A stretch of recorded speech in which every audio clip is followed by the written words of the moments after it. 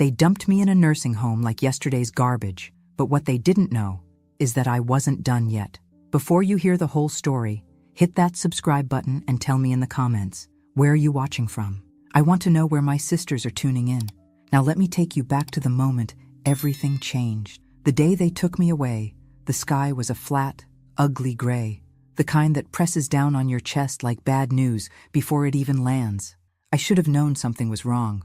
Karen had called that morning, sweet as sugar pie, saying she was coming over with David and Luke to help me organize some things. Help. I should have known better. I sat at the kitchen table, the same one where I used to braid their hair, teach them how to do math homework, serve birthday cake. I'd even set out 4 cups of coffee, like it was some kind of family meeting. Silly me. I was wearing my pink sweater, the one George used to say brought out the color in my cheeks. I remember adjusting my lipstick in the toaster reflection. Isn't that funny? I wanted to look nice. For my children. I still wanted to be loved by them. The door slammed harder than it needed to. Karen walked in first, brisk and businesslike, wearing that tight expression she always had when she was lying. David followed, phone in hand, not looking up. Luke came last, holding some papers. I didn't like the look of them. Mom, Karen started, we've been talking. That's how it always begins, isn't it? When they're about to rip your world apart. She explained it in a voice you'd use with a child, soft, patronizing. Said they'd found a wonderful place for me, a resort-style living facility in the hill country. Sounded like a damn spa commercial. I blinked, heart pounding, trying to understand. I'm not going anywhere, I said calmly. This is my home. Luke cleared his throat and slid the papers across the table. Mom, you've been forgetting things. We're just trying to protect you. Protect me? From what? My own life? I wanted to scream, to throw that stack of betrayal back in their faces. But instead, I stared at my hands. The same hands that had packed their lunches, stitched their Halloween costumes, held them during fevers and nightmares. Hands that had worked 2 jobs after George died, just to keep this roof over our heads. You already signed the power of attorney papers, Karen said softly. That's when my knees buckled. I didn't remember signing anything, but I had been tired. There were times when the days blurred, when I'd misplaced things. Nothing dangerous, just little slips. I trusted them. They were my babies. I never thought they'd use it against me. Within an hour, my bags were packed. They didn't even let me pick out which photo frames to take. Just one suitcase. That house, my house, full of memories, of love and sweat and heartache. They took it all from me in an afternoon. The ride to the nursing home was quiet. David drove. Karen sat beside him, tapping away on her phone. Luke stayed with me in the back, but he didn't look me in the eye. Not once. Mom, you'll love it there. They have bingo nights and movie screenings, he muttered. I wanted to laugh, or slap him. I did neither. We pulled into a beige complex tucked between a gas station and a dry cleaner. No trees, no garden, just pavement and beige walls. A woman in scrubs came out with a clipboard. She smiled too hard. That first night, I cried like a child. I pressed my pillow over my face to muffle the sound. I cried not because of the room or the cold sheets or the tasteless food. I cried because they'd stopped seeing me as a person. To them, I was just an obstacle, a burden to be moved. But let me tell you something. I'm not one for staying down. It took me a few weeks to stop being angry. I stayed quiet, observed. I saw the staff, kind but overworked. I saw the other residents, ghosts in cardigans, silent companions in the waiting room of life. But I also saw something else. I saw Ruth. She was in the common area, playing poker with a nurse, cackling like a villain in an old western. You bet your lunch money on that hand, baby, she shouted, slapping down her cards. I smiled. First time in weeks. She noticed. You knew? She asked, tilting her head. You've got that freshly betrayed by family look.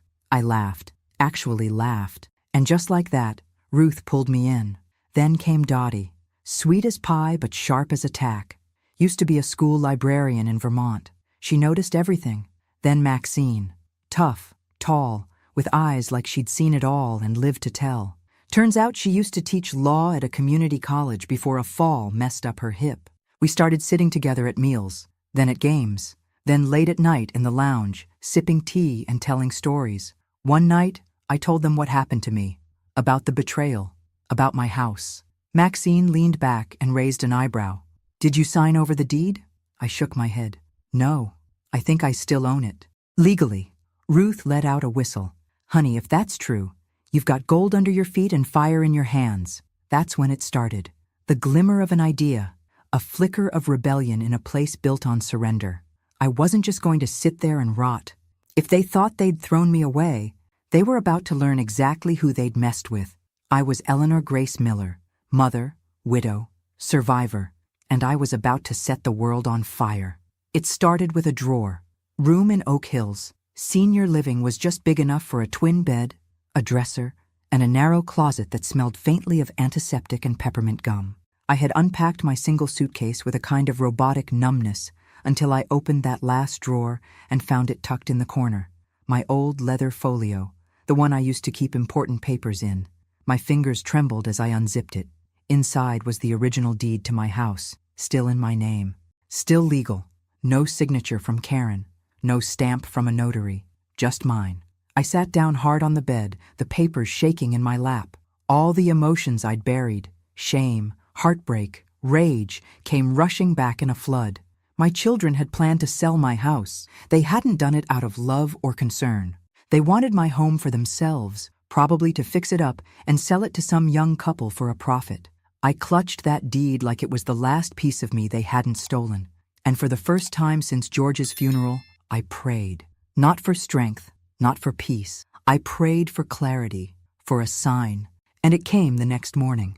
Ruth barreled into the dining hall, wearing her lavender sweater with the rhinestone buttons. Guess who's back from her son's wedding? Maxine. And she's got stories. That was how Maxine rejoined our little circle. She'd been gone for a week to attend her youngest son's wedding in Austin. And from the way she rolled her eyes while pouring her black coffee, it hadn't gone well. New wife's a Botox doll, she muttered. Wouldn't know a book if it hit her in her lip fillers. We laughed, but I was distracted. I waited until breakfast was done, until the nurses had turned their attention to the resident who kept trying to flush magazines down the toilet, and I pulled Maxine aside. I need your help, I whispered. That afternoon, in the privacy of Maxine's room, she had a private, of course, she always found a way. We spread the documents across her desk. She looked at the deed, the copy of my will, and the medical POA that I now remembered vaguely signing after a bad fall last year. Right after Karen had come over with Chinese food and an urgent form. You didn't sign over the title, Maxine confirmed, tapping her red nails on the page. They have control over your medical decisions, sure, but the house? Still yours. My heart thudded. Can they still sell it? If they try, and you catch it in time? No, but if they forge your signature, she trailed off. I gritted my teeth. Then I need to sell it first. She looked at me like I'd just grown wings. You serious? I want to sell my house. Take that money and get out of here. I want to live before I die, Maxine. And then she did something I didn't expect. She smiled. It took a few days to work out the details. We roped in Ruth, who claimed she once dated a real estate agent and still had his number, though he's probably bald and divorced now. Dottie helped us navigate the facility phone rules and set up a Gmail account on the community center's public computer. Maxine made the real calls. The legal ones, the financial ones, and with every step, I felt like I was waking up from a long, drugged dream. Every time I walked past the nurse's station, I smiled. Every time Karen called to check in with her fake sweet voice, I played the part of the docile mother, grateful and declining visitors. But in truth, I was preparing my exit. The sale went fast. Turns out, my neighborhood was a hot spot for tech workers and young families. The buyer offered full asking price within hours of the listing. I didn't even have to meet them. The transaction happened through Maxine's old law contact, Jack Winston, a grumpy but brilliant old man who still owed her a favor from a case, and we wired the money to a new account in my name. Dottie had helped me set it up online, using the facility's public Wi-Fi. It wasn't hard. No one suspects little old ladies of plotting revolutions. But the final step was the hardest. I had to disappear before they found out. We picked a Friday night. Most of the staff would be distracted with bingo night in the rec room, and Ruth had bribed one of the younger aides with a bottle of perfume and a pizza to forget checking in en route. I had one small suitcase, my passport, a printed itinerary, and 3 one-way plane tickets. I left a single note on my pillow. Don't look for me. I've gone to find the life you stole from me. Eleanor. We rode in silence to the airport, the three of us crammed into an Uber with broken air conditioning and a driver who didn't ask questions. The terminal lights felt like heaven. I had to bite my lip to keep from crying. Rome. That was our first stop, a place I'd only seen in movies, dreamed of in silence. Now it was real. As the plane took off, I looked out the window. The Texas lights sparkled below like the tears I refused to shed. I didn't know what would happen next. I didn't know how long we'd last or how far we'd go, but I knew this much. They took everything from me. Now I had nothing left to lose, and that made me the most dangerous woman in the world. Rome smelled like fresh bread, old stone, and something sweet I couldn't quite name. Maybe freedom, maybe joy, maybe revenge. It was my first time on a plane in over 20 years. My legs cramped, my back ached, and I hadn't slept a wink, but I couldn't stop smiling. Ruth snored beside me the entire flight, head bobbing like a pigeon. Dottie held my hand during takeoff and whispered every prayer she knew in both English and half-remembered Latin. Maxine read a paperback thriller and sipped tomato juice like we were on a cruise, not fugitives on a mission of redemption. We landed in the golden blush of morning, with the eternal city stretching out below like a dream you don't want to wake from. Cobblestone streets, flower boxes hanging from windows, a man playing violin by a fountain. My God, I wanted to cry. We checked into a small pensione in Trastevere, nothing fancy, just clean sheets, warm bread in the mornings, and a view of ivy-draped buildings that made you believe in poetry again. The clerk didn't blink when 4 American women with gray hair and suspiciously few suitcases walked in. I suppose Rome had seen stranger things. That first day, we walked until our feet gave out. Ruth bargained with a street vendor for scarves we didn't need. Dottie bought postcards and wrote one to her high school sweetheart, who'd passed away 15 years ago. Maxine flirted with a cafe owner named Luca, who brought us tiramisu on the house. And me? I stood in front of the Colosseum and let the wind wash over my face. I was nobody's burden, nobody's discarded mother. I was Eleanor Grace Miller, alive. But freedom has a funny way of stirring up the ghosts. On our third night, I opened my email. I shouldn't have, but curiosity is a wicked thing. There were 10 messages from Karen. The subject line on the most recent one read, "What have you done?" I didn't open it. I didn't need to. I could already hear her voice in my head, shocked, panicked, furious. The house was gone. The money was gone. So was I. Maxine found me out on the terrace with my laptop in my lap and a glass of wine untouched. She sat beside me, her knee bumping mine. "You okay?" she asked. "I don't feel bad," I whispered, surprised by my own words. I thought I'd feel guilty. She lit a cigarette, even though she wasn't supposed to. "They had a choice, Ellie. They chose themselves. You just chose you back." The next day, we took a train to Florence. I'd always wanted to see the Duomo. Standing inside that cathedral, beneath a dome painted with heaven and hell, I thought about George, about the promises we made. I told him I'd take care of the kids no matter what. I never thought I'd need to protect myself from them. That night, I found the letters. We were staying in a tiny rental with peeling wallpaper and a creaky bed, and I'd unpacked my suitcase to find a lost sock. That's when I saw the folder. It had been tucked into a side pocket I rarely used, a manila folder with George's handwriting. There were 6 letters, all addressed to me, dated over a span of 5 years before he died. I read them in silence, sitting on the edge of the bed while the city hummed outside. In them, George talked about the kids, how he'd noticed their entitlement, their manipulation, how he worried about how they treated me when he wasn't around. He wrote about conversations with Luke that chilled him, suggestions that maybe it's time Mom moved out, even back when I was perfectly healthy. He'd seen the writing on the wall and hadn't known how to stop it. And then came the last letter. It was written just weeks before his heart gave out. "Ellie, if you're reading this, I hope to God I was wrong, but if they've turned on you, if you're alone, please remember this. You are worth more than what they've made you believe. Don't let them bury you before your time. Fight back, in whatever way you can. You've always been stronger than me." I cried like a baby. I clutched that letter to my chest and rocked on that bed, the pain of it and the love of it washing over me like fire. He knew. Even then, he knew. The next morning, I told the girls everything. Ruth was the first to speak. "Then we raise hell," she said.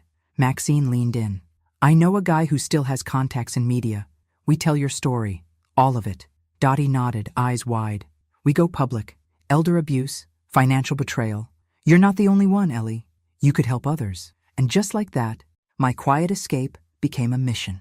We reached out to Jack Winston again, who helped us write the story. He sent it to a journalist friend in New York, Megan Luce, with a syndicated podcast and a following of older women hungry for truth. Within days, Megan called. She wanted to fly out to meet us. Said she'd been looking for a story like this for years. And while we waited, we traveled.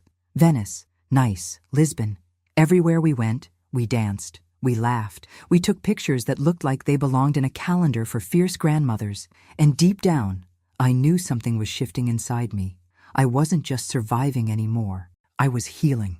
But as I stood on a beach in Portugal, the wind in my hair and the surf licking at my ankles, my phone buzzed. A number I didn't recognize. I picked up, expecting a hotel confirmation. Instead, I heard a voice I hadn't heard in years. Grandma? I nearly dropped the phone. It was Emily, my youngest granddaughter. She was crying. I found you, she said. Please, don't hang up. My heart stuttered in my chest. Emily, I know what they did. Mom and Uncle Luke. I saw the letters. I saw the podcast. I just want to talk to you. Please. And just like that, the ground shifted again. The past wasn't done with me, but neither was the future. I didn't answer her right away. The call ended with a promise. I told Emily I needed time. I said I wasn't ready. My hand shook so badly, I almost dropped the phone into the Atlantic. Ruth had to take it from me and place it on the lounge chair while I just stood there, frozen, staring at the water. She sounded sincere, Dottie whispered later that evening as we sat on the rooftop terrace of our guest house. The Lisbon sky stretched above us in shades of honey and blue. The sun was setting on another perfect day, and yet the past had risen up to find me again. This time, with the voice of a child I once rocked to sleep. She's still one of them, Maxine said, firm. Don't let a soft voice fool you. But I couldn't stop thinking about her. Emily had been different, quiet, observant. She used to follow me around the garden when she was little, pulling weeds and asking questions about birds. I'd saved her drawings, her crayon letters, and she was the only one who hadn't stopped calling me until Karen cut me off from the grandkids altogether. She was 16 now. Almost grown, maybe old enough to see things for what they were, or maybe this was another trick, another setup. 2 days later, I got a text, just a photo. It was my old house, but not as I remembered it. The porch was stripped bare. The rose bushes were gone. The shutters I painted sky blue with George one summer were now a dull beige. Below it, a single message. They trashed it. I'm sorry. I stared at the photo for a long time. My throat clenched like I was being strangled. They hadn't just sold my house, they had gutted it, erased everything I had built. I showed the picture to the girls. Ruth looked away. Dottie's eyes filled with tears. Maxine stared hard at it, then flicked her cigarette into the wind. Time to go public, she said. The interview with Megan Luce happened in a quiet cafe overlooking the Douro River. She brought her recording equipment in a simple backpack and wore no makeup. She sat down with a warmth that felt like a hug and said, "Tell me everything." And I did. I told her about the sacrifice, the long nights working double shifts, the birthdays I made special with pennies and prayers. I told her about the manipulation, the lies, the betrayal that bled into my bones. I told her about the night they took me from my home, like I was furniture that no longer matched the room. When I finished, Megan took my hand and said, "You are not alone. You have no idea how many women have written me about stories like this. But yours is going to open eyes." She aired the podcast a week later. It exploded.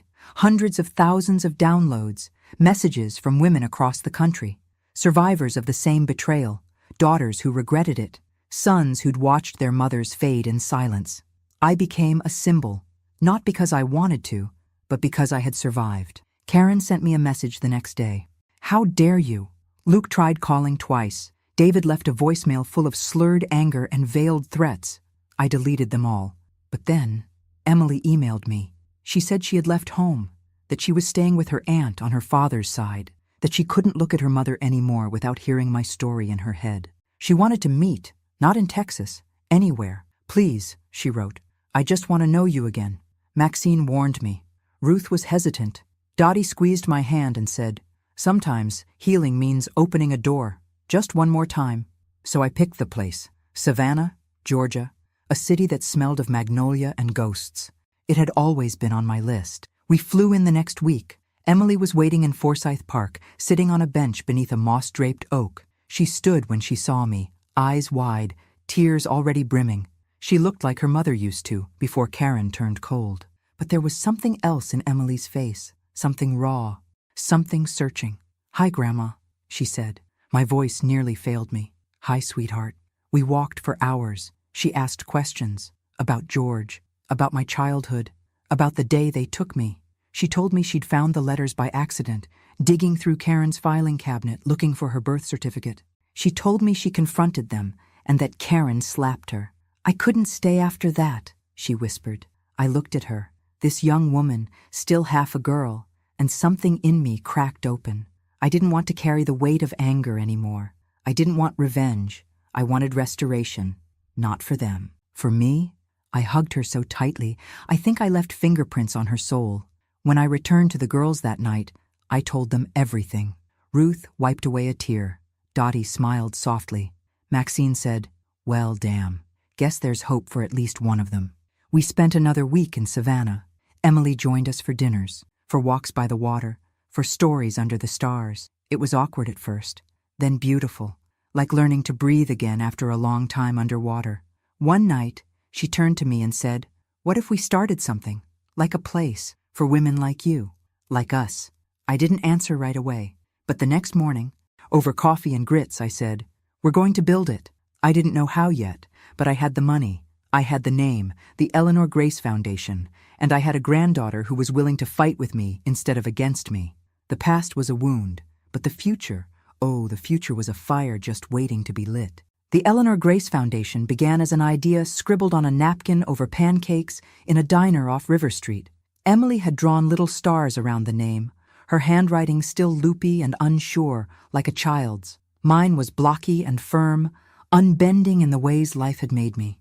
We didn't know where to start, but we had a mission: to protect women like me, mothers, grandmothers, widows, women who had been erased, silenced, used, and abandoned by the very people they gave everything to. It wasn't just about money, it was about dignity. Emily took the reins. She had a sharp mind and a fire in her belly that reminded me of George. She helped register the foundation, build the website, write the copy for the landing page. She contacted senior advocates and legal advisors. She set up a GoFundMe, and it went viral. Hundreds of women wrote in, sharing their stories, and thousands of others donated with messages like, "This happened to my mom. Thank you for speaking up. I thought I was alone." We started small.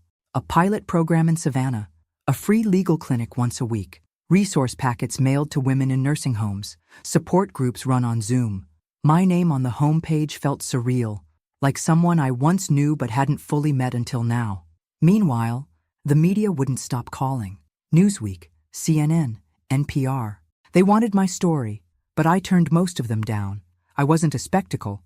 I wasn't a trend. I was a woman who'd survived and built something from the ashes. I didn't want attention. I wanted impact, but one interview I agreed to was with a local Savannah station. The reporter, a woman my age named Lorraine, asked gently at the end, "If you could say one thing to the people who put you in that nursing home, what would it be?" I looked at the camera. My voice didn't shake. "I forgive you, but I'll never forget who I became because of you." That clip went everywhere. Karen saw it. She left me a voicemail after 6 months of silence. I never listened to it. Didn't need to. Whatever she had to say, she'd had decades to say it before. The chapter was closed. Luke tried to sue me, claimed I stole the house out from under them. The judge dismissed the case in less than 10 minutes. I didn't even show up in person. Maxine did, and from what I heard, she destroyed him in her closing statement. David moved out of state. I haven't heard from him since. Fine by me.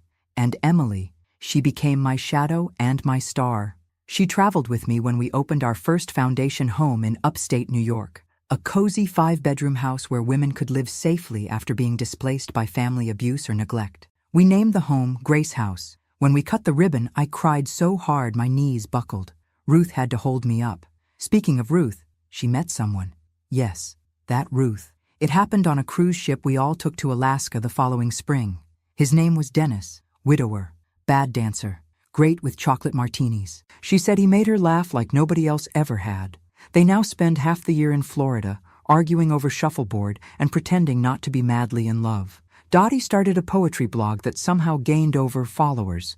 She writes about grief and healing, and every entry ends with a little line just for me. And still, Eleanor rises. Maxine. Oh, Maxine. She's our legal director now, runs her mouth in court like she was born in a courtroom. She wears red lipstick every day and claims it's armor. And me? I'm still traveling, still telling the story, still fighting. The last thing I did before we closed the year was visit my old house, not to confront them, not to mourn, just to see. It had been repainted. The porch was redone. New owners, a young couple with a baby swing out front. I stood across the street, unnoticed. Just an old woman in sunglasses and a scarf. I smiled. That house wasn't my home anymore. Home was wherever I stood in my truth. Wherever women gathered to lift each other up. Wherever Eleanor Grace Miller refused to be forgotten.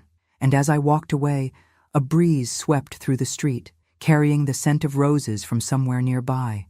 I closed my eyes, and for a moment, I could almost feel George's hand in mine. We did it, I whispered. We made it. And in that still, sacred moment, I knew this wasn't the end of my story. It was only the beginning. The cruise ship was like a floating palace, white and gleaming against the sapphire water, with gold lettering across the side. Celestial Dawn. We boarded in Seattle under a canopy of cherry blossoms, their petals drifting in the breeze like a blessing. The air smelled of salt and fresh starts. It was our reward, our celebration. One last promise fulfilled before the next chapter unfolded. I stood on the upper deck with Ruth, Dottie, and Maxine as the ship pulled away from shore. Emily was below in the cabin, finishing a virtual meeting for the foundation. She was leading a grant proposal to open 3 more homes in the Midwest. She had grown into this fierce, radiant version of herself, and I thanked God every day that she had found her way back to me and to herself. "Can you believe we're doing this?" Dottie asked, her hair wrapped in a floral scarf that fluttered in the wind. "We should have done this 30 years ago," Ruth said, sipping champagne and laughing. "But hey, late is better than never." Maxine pointed toward the horizon. "Look at that sky. I want to paint it with a martini in my hand." We all laughed. It was the kind of laughter that feels like air in the lungs after you've nearly drowned. That night, we dressed in our best and had dinner in the ship's ballroom. The lighting was soft, warm, like candlelight. The chairs were plush velvet, the silverware heavier than necessary, and the waiters smiled like they were in on some grand, elegant joke. Halfway through dessert, molten chocolate cake with raspberry drizzle, the band began to play. Not loud, not showy, just the soft strains of an old Ella Fitzgerald tune. And something happened in me. I stood. "I want to dance," I said. "For the first time in years, I want to dance." Maxine raised her eyebrows. Ruth beamed. Dottie clapped softly, already reaching for her camera. There was no one to dance with, no partner waiting on the other side of the ballroom. Just me, in a navy dress I'd bought on a whim in Florence, with shoes that pinched and a heart that was too full. But I walked out there anyway. The band watched me. The other passengers looked up, and I closed my eyes, and I danced. I swayed, slow and graceful, to music that wrapped around me like memory. I danced for every night I cried alone, for every holiday my children forgot, for every woman who sat in a sterile room and wondered if her life had already ended. I danced for George, for Emily, for myself. At some point, I felt arms around me. Someone had stepped onto the floor. Strong, steady hands guided mine. I opened my eyes. Dennis, Ruth's gentleman friend, smiling gently. He didn't say a word. He didn't need to. More people joined. Older couples, solo dancers. A small sea of strangers moving together under chandelier light. We danced, not like we were young again, but like we had finally remembered who we were. The music slowed. The final note lingered. And then the applause came. Not wild, not showy, just warm, deep, true. Back at the table, Emily had joined the girls. She stood and opened her arms as I walked toward her. "You looked like you were flying," she whispered, her voice thick with tears. "I was," I said. For the first time in my life, I wasn't dancing for anyone else. Later that night, We stood on the balcony outside our shared suite. The sea stretched endlessly, moonlight sparkling on the water. The northern lights began to appear, green and violet waves undulating in the dark. We watched in silence for a long time. "Do you ever miss them?" Emily asked quietly. "My children?" She nodded. I took a breath. "I miss who I thought they were. I miss the hope, but not the pain." She nodded, resting her head on my shoulder. "I'm sorry they hurt you." I kissed the top of her head. "You didn't. And you're helping fix what they broke. That's more than I ever dreamed." The sky danced for us. The water whispered of new beginnings. And I stood there, not as a victim, not even as a survivor. I was Eleanor Grace Miller, mother, grandmother, founder, fighter. And in that moment, I knew I had finally come home. Not to a place, but to myself. We reached Juneau just as the sun began to set behind the icy peaks, casting golden light across the ship's bow. The harbor was quiet, gentle waves lapping against the dock as we stepped onto solid ground, bundled in layers, our breath curling in the cold Alaskan air. The others decided to explore the local shops and try some crab legs. Emily and I, though, took a different route. We booked a small helicopter tour, something we'd never done before. Neither of us had the stomach for heights. But that was the point. "I want to see the world from the top," I told her. For once, the pilot, a woman named Sam with a voice like gravel and the calm of someone who's seen storms up close, helped us into our seats. Emily gripped my hand as the rotors began to spin. I grinned like a fool. We lifted into the sky, and the world below began to shrink. Juneau became a miniature town in a snow globe. The mountains opened up, vast and white and wild. Glaciers cracked and shimmered like rivers of ancient glass. We hovered over one of the largest glaciers, and the sun broke through the clouds, turning the ice into something almost holy. I'd never seen anything so vast, so untouched. It made me feel small, not in a bad way, but in a beautiful, awe-filled way, as if everything I'd endured was a prelude to this moment. "I'm glad you didn't give up," Emily said softly over the headset. I turned to her, tears stinging my eyes. "I almost did, you know, but then you called." She squeezed my hand. "I think you saved me too." We landed on a flat stretch of ice, wrapped in thermal blankets as we stepped out into the crisp air. It was just us and the silence of snow, the kind that hushes everything. Pain, memory, fear. I took out the last letter George had written, the one I'd carried with me all this time, and I let it go. I watched it drift across the ice, carried by the wind, weightless. It fluttered, spun, and disappeared into the white. It was time to stop carrying the weight. Later that night, we returned to the ship and found the others waiting with champagne. "To Eleanor," Ruth toasted, holding her glass high. "The fiercest damn woman I've ever met." "To Grace," said Dottie. "In every form she comes in." "To second chances," Maxine added, and winked. And Emily leaned in, clinking her glass gently to mine. "To beginnings." We drank under the stars, wrapped in blankets and love. Laughter echoed across the deck, carried by the sea. And when I closed my eyes that night, I dreamed not of the past, but of all the mornings still ahead. Not as a mother forgotten, not as a woman discarded, but as Eleanor Grace Miller, reborn, redeemed, and finally, irrevocably free. The final morning of the cruise arrived wrapped in fog and a quiet stillness, the kind that makes you feel like the world is pausing just long enough for you to say goodbye. I stood at the rail of the ship, coffee in hand, watching the coastline of Alaska slip further behind us. I thought I'd feel sad, but I didn't. I felt full. Emily joined me, still in pajamas and a wool scarf wrapped haphazardly around her neck. "Today feels different," she said. "It is," I replied. "It's the last day of running." She looked confused. Running from what? I turned to face her fully. From grief? From guilt? From everything I thought I failed to be? Her eyes softened. "You didn't fail, Grandma. They did." I smiled gently. "Maybe, but I don't want my life to be defined by what others did to me. I want it to be defined by what I chose to do anyway." After breakfast, we held a small ceremony. Just the 5 of us. We gathered in the private lounge, away from the crowds. There was no stage, no speeches, just stories. We took turns sharing the names of women we'd known who were lost to silence, who were discarded or forgotten. Ruth spoke of her sister. Dottie read a poem she'd written the night before. Maxine lit 5 candles, one for each of us, and one for every woman we'd met on our journey who never got to live hers freely.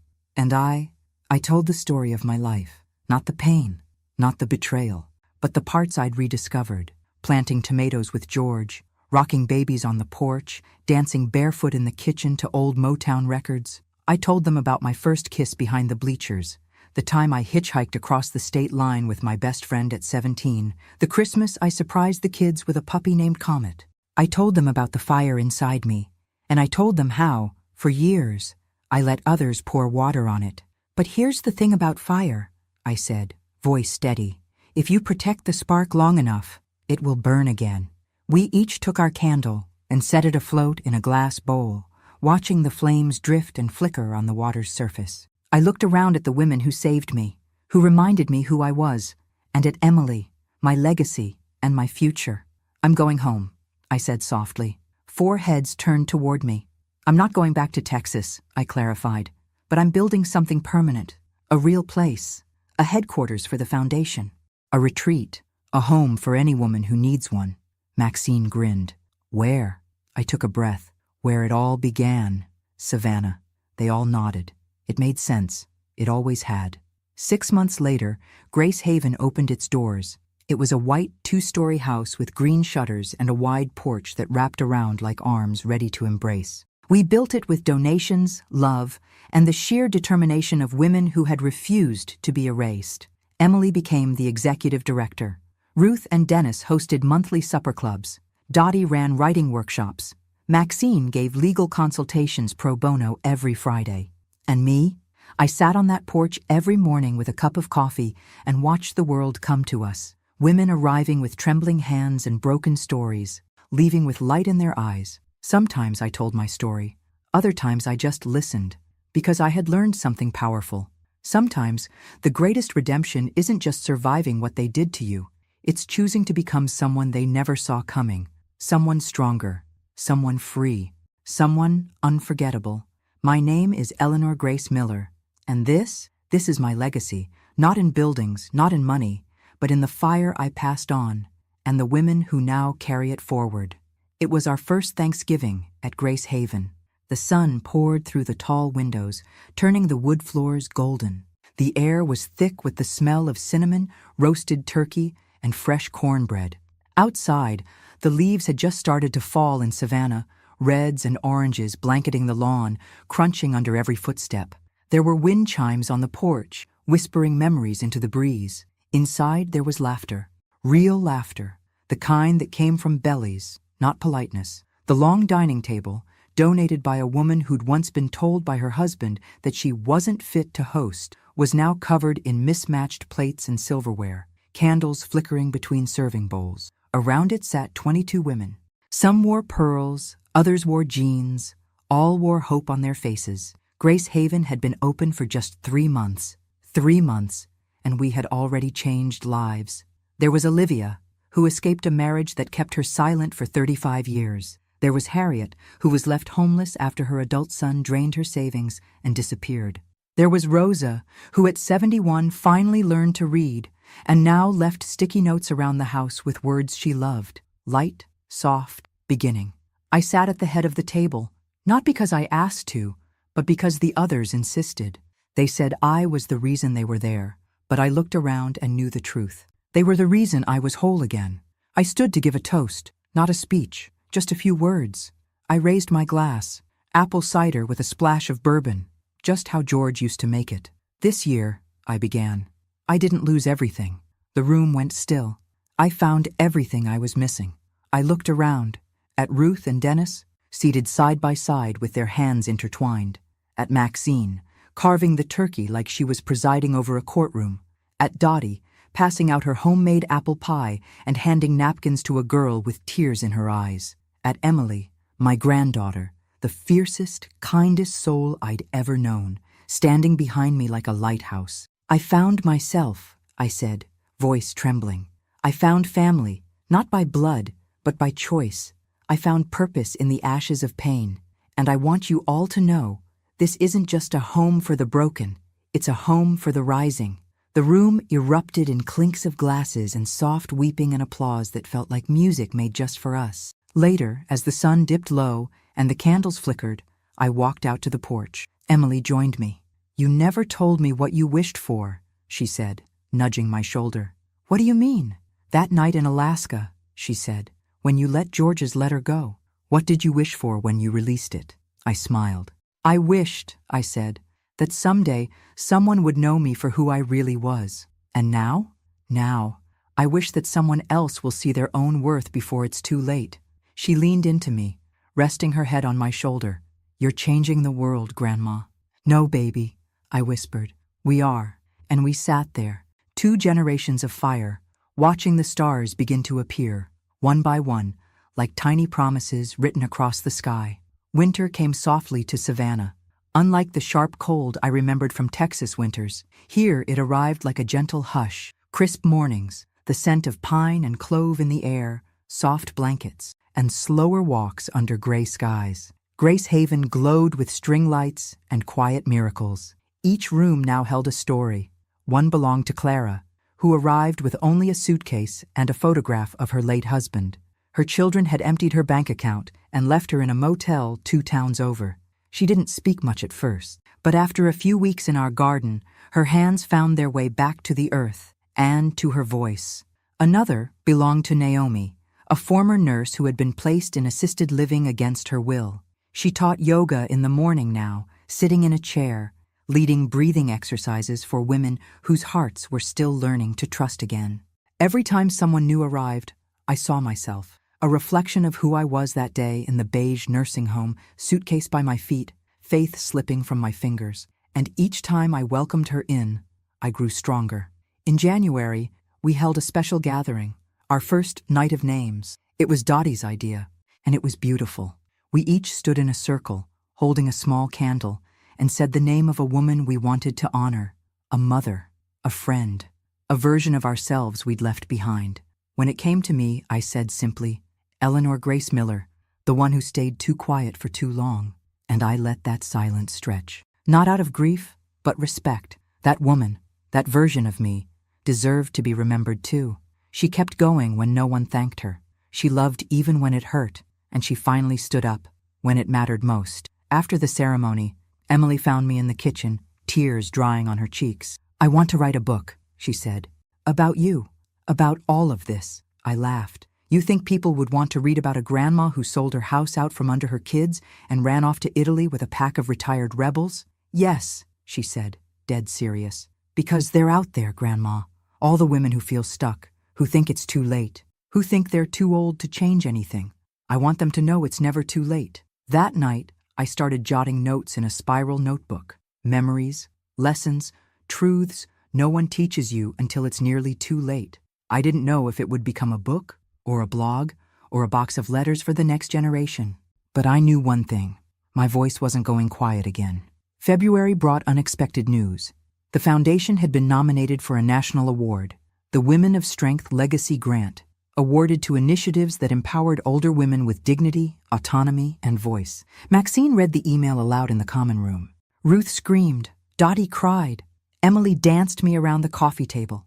A week later, the local news team returned to film a segment.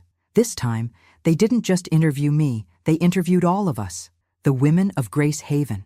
Each one shared her story, and the camera captured something no words could fully hold: their power. When the segment aired, we received over 3,000 emails in 48 hours. 3,000.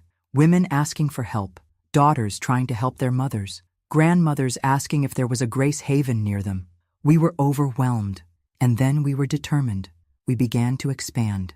Another home opened in Asheville, one more in Michigan, and a third planned for Oregon in the fall. And through it all, I kept my morning ritual.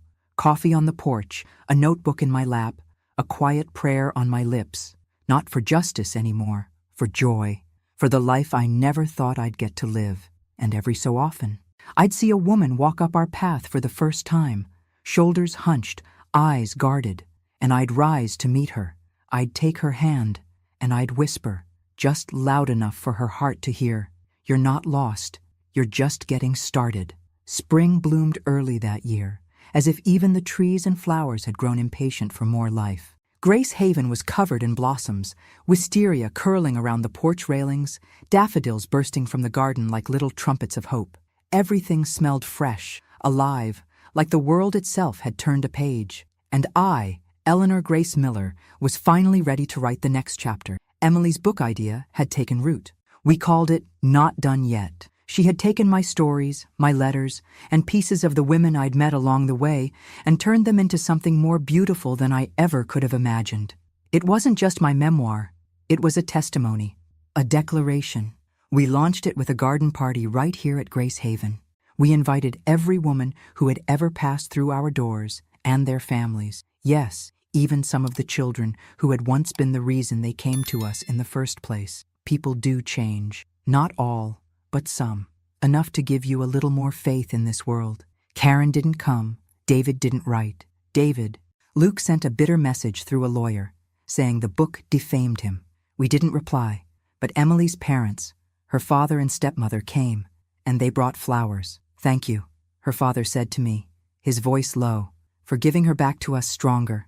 That night, after the guests had gone, after the lights were taken down and the cake plates stacked in the sink, I sat on the porch again. Same chair, same mug, same stars above, and I finally let myself remember everything. Not just the pain, but the love too. George, the babies I held, the home I once had, the silence I endured, the fight I found, and the legacy I'd built with bare, battered hands. Maxine joined me, a blanket over her lap. Ruth and Dennis waved goodnight from their little cottage across the garden. Dottie was already inside, working on a new poem about reclaiming your bloom. Maxine nudged my arm. "You did it, you know." "Did what?" "You rewrote the ending." I looked at her, eyes soft with the kind of peace that comes only after the storm. "No," I whispered. "I just started telling the truth." She chuckled, that gravelly, no-nonsense laugh that had carried us through the worst of it.